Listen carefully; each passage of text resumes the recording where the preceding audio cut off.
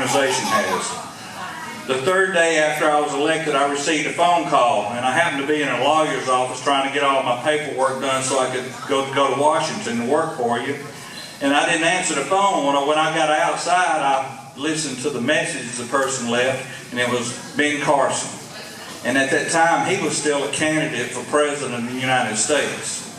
2 days later, I was coming home from Atlanta for my grandson's birthday party, and my phone rings. My wife's driving. I'm sitting in the passenger seat. My veterinary son's in the back, and my phone rings. And this gentleman says, "Is this Mr. Duval?" And I said, "It is." He says, "Zippy Duval?" And I said, "Yes, sir, that's my name." He says, "Do you have a moment to speak to Mr. Donald Trump?" And boy, I put it on speaker because I knew if my family didn't hear it, wouldn't nobody believe this. And we talked for about 15 minutes about some of the issues that you're facing on your farm and talked about trying to find solutions for them.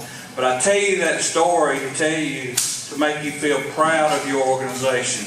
Because I dare say that two candidates for the most powerful seat in our government and one of the most powerful seats in the world took time out of their schedule to call your new president of American Farm Bureau. That's how well thought of this organization is in Washington, D.C. So you should be proud of that. Since the election, it's been exciting in Washington. There's a lot of things, a lot of talk going on. We're ready for a lot of action. It's not gotten there yet, but we're looking forward to the action that they're going to take. And I'll talk briefly a little bit about what's going on, but I won't tell you what I've been doing the first 2 years. First 2 years, I made a commitment to go to every state and go out on the farms and talk to farmers about the issues that they face on their farms. And I do that because they come to Washington in their coat and tie, and they can tell their senator and congressman and me, and you can listen to that story, but they won't tell it like they'll tell it if you're standing on that place that they done stayed up all night and sweat blood over trying to pay for it. Sometimes you'll see a little quiver in their cheek, and sometimes you might see a tear come down their eye, but you'll see their pride and a smile on their face when their children walk across the yard. And that's where you hear the true story of the farmer. And I've been to 47 states already, and I'm going to make all 50 of them in Puerto Rico before the convention. I made that commitment to do it in the first 2 years, and those 2 years will be up in January. And I have heard so many stories. You know, I've been in agriculture all my life, and I thought being president of the American Farm Bureau would be an easy thing because I knew agriculture. But I found out right quickly when I started traveling to places like Texas and Wyoming and California and New York and Connecticut that I only knew my little piece of it. So traveling has educated me and got me to a level of understanding of American agriculture that I can represent them in front of the right people in the right places. You know, your president and myself have had the privilege of sitting in front of the President of the United States twice since he took office, because he's concerned about what's going on in your community. And he's concerned about what's going on with farmers and ranchers. This president has hired someone that is real close to a farm bureau that works for him on advising him on trade and agriculture issues. His name is Ray Starlin. Ray Starlin was in our office, in your office, today in Washington, D.C., talking about issues straight from the White House. Every Monday morning when I have a staff meeting, one of your employees that works for American Farm Bureau will report on where they've been to the White House talking about how to solve some of the issues that we're facing. Never before have we had these kind of opportunities, and it's because they've opened the doors up and they're interested in what we say. And then, of course, he brought to Washington another Georgian named Sonny Perdue, who's become our Secretary of Agriculture. And I'll tell you, Sonny Perdue is a friend of mine. We've been knowing each other about 15 years. He was a great governor for 8 years with a balanced budget and a very difficult time. He was educated as a veterinarian, so that makes him a scientist. And what do we say about his farmers? We say, if you're going to make rules and regulations, let's base it on sound science, not myth or not passion, not Facebook. And this man believes in sound science, and he believes in data, and that's the way he'll make his decisions. He's also owned businesses where he bought and sold grain locally and internationally. So he understands trade, and trade is vitally important to us as farmers, and we're trying to work through this mess with NAFTA right now. But most of all, what I'd like to tell you about Sonny Perdue is that he's a good Christian man. And he come up there and he said his goal was to tear down every barrier that were in front of the farmers and ranchers of this country so that they could make a better living, create jobs in their communities, and prepare this industry for the future for our children and grandchildren. And last of all, Mr. Perdue, other than being a good man, is only the 4th out of 30 secretaries of agriculture, only the 4th one that actually farmed as an adult. He's told me the story about one summer when he had soybeans growing and it was a terrible drought, and he remembers taking his little children out into that soybean field and getting on their hands and knees and praying to God for rain. He remembers the farm programs that he had to work with, just like we do each and every year. He's a man that has lived it and experienced it, and he's very intelligent. He's the right man at the right time for the right job, and he has the credentials to be the best Secretary of Agriculture that we've ever had. And I'm real excited about things that he's doing in trying to put someone beside him to advise him on farm labor, which is the biggest issue in American agriculture today, is labor. We don't have enough labor, and we can't get Congress to help us fix that problem. But we're working on it. He's also has someone, he started Undersecretary for Trade. This is the first time the USDA has had an Undersecretary of Trade. And he's done that because he knows that trade is important. It's 30% of our farmers' income across America is contributed to foreign trade. So it's very, very important. So outside of Sonny Perdue, this president has brought Mr. Pruitt to town. Mr. Pruitt is head of EPA. He is looking for bringing common sense back to rules and regulations. The second most talked about issue in farmland today is overregulation. Mr. Pruitt wants to find these regulations that are burdensome, that are actually created by rules instead of by laws, and he wants to interpret the laws as they were intended, not the way bureaucrats think they ought to be. So he wants to do away with a lot of them. One of them is WOTUS, the ruling that redefined the navigable waters of the U.S. and would have taken control of every ditch in your yard and in your farms.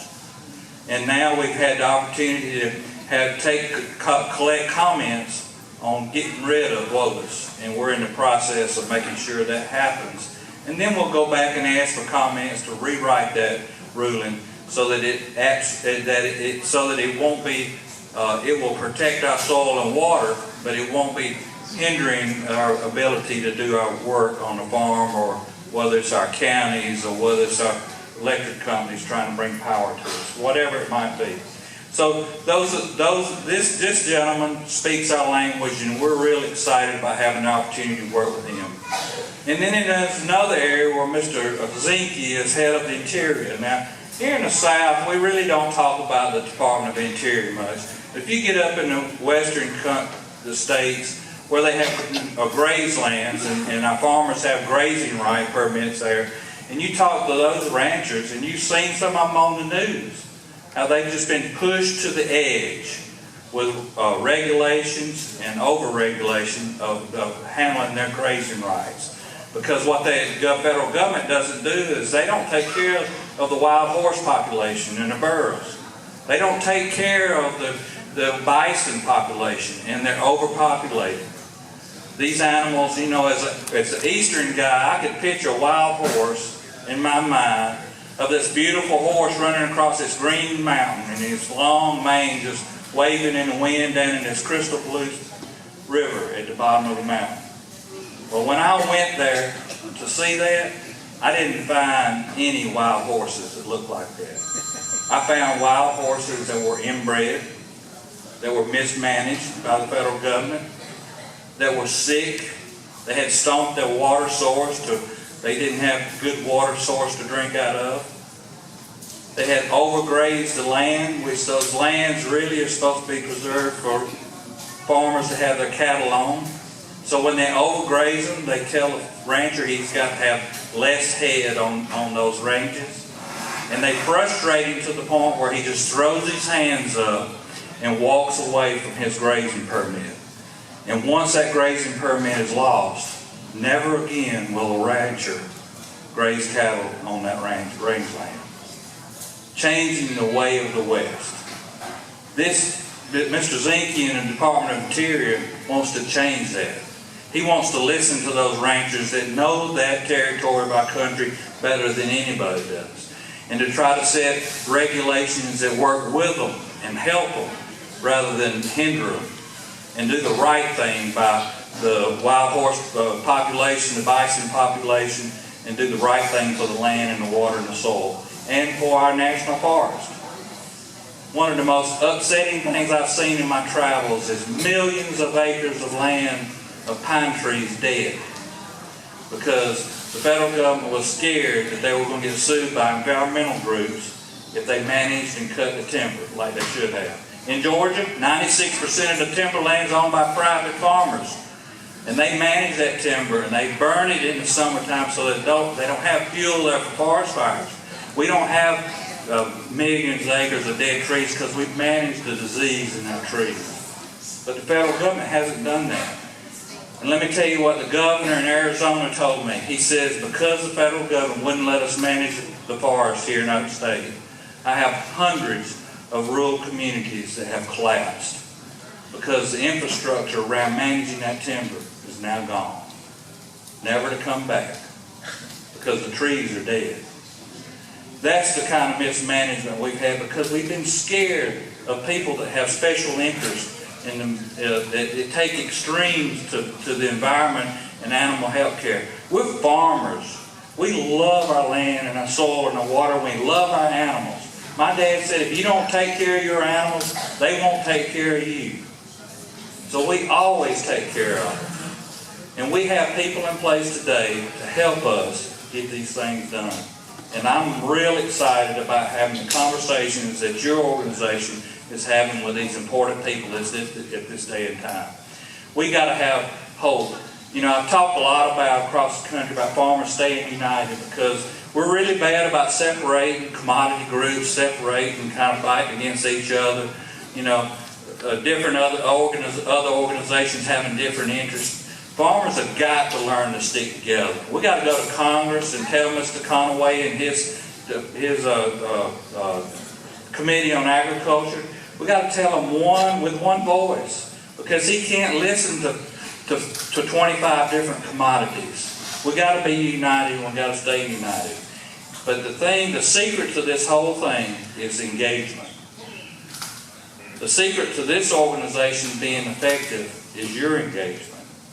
See, I can be a figurehead for you, and Russell can here in the state and in Washington when he comes.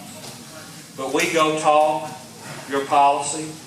Your employees at American Farm Bureau go talk your policy. But when you send that email, or you pick up the phone and call that congressman or that senator, or whenever you come up there, you go visit them, and you tell them the things that we've been telling them that you have in your policy book, that's when the Farm Bureau circle becomes very strong. See, the strength of this organization isn't in my position or Russell's position. The strength in this organization is sitting in this room. You have all the power to be able to make things happen by being engaged. You know, we're Americans. This is a privilege that we have, and we should exercise our right. People we vote on and send to Washington, we don't work for them. They work for us. And if they're going to work for us, we got to stand behind them by telling them what we need in agriculture. And when they come to your community and have a town hall meeting, people that are against us are going to be there. We need to be there telling that congressman and senator what we need, and we need to stand behind him and help him do the job that we need him to do. That's what makes this organization great. It's you. Now we're here tonight to talk about 75th anniversary. You know, nothing endures 75 years, whether it be your farm or whether it be Farm Bureau or a business of any kind. Nothing endures 75 years without having adversity.